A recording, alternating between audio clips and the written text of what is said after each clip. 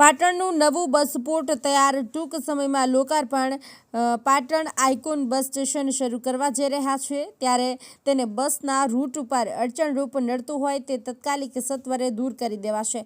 વાહન પાર્કિંગ 2700 થઈ શકે તેવું અંડરગ્રાઉન્ડ 500 મુસાફરોની બેઠક વ્યવસ્થા સહિત સુવિધાઓ સાથે રૂટ સર્વે થયો।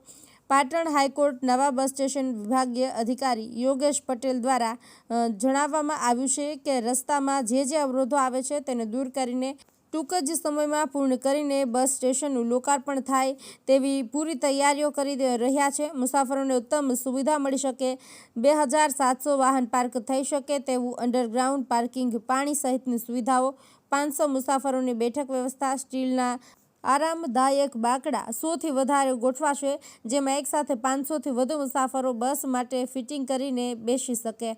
ચડવા ઉતરવા અલગ પ્લેટફોર્મ, ડેપોમાં 4 પ્લેટફોર્મ પેસેન્જર ઉતરવા માટે છે।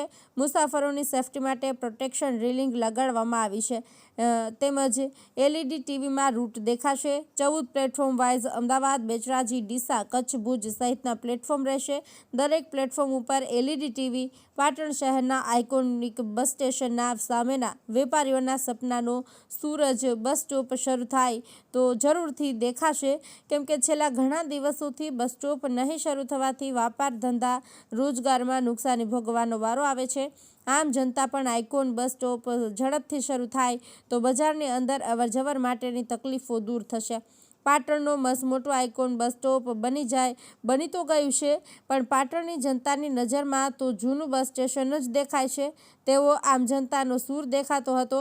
બસ હવે જોવાનું એ રહ્યું કે ક્યારે આઇકોન બસ સ્ટેશન શરૂ થાય। સૌથી વધારે સુવિધાવાળું બસ સ્ટેશન એટલે Patan icon bus stop.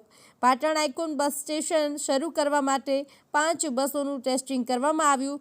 Route ઉપર નડતરરૂપ સત્વરે હટાવી લેવા આદેશો આપીને ઝડપથી બસ સ્ટેશન શરૂ કરવા માટેની કવાયત હાથ ધરાઈ। Rajubhai D Patel, news of Patan.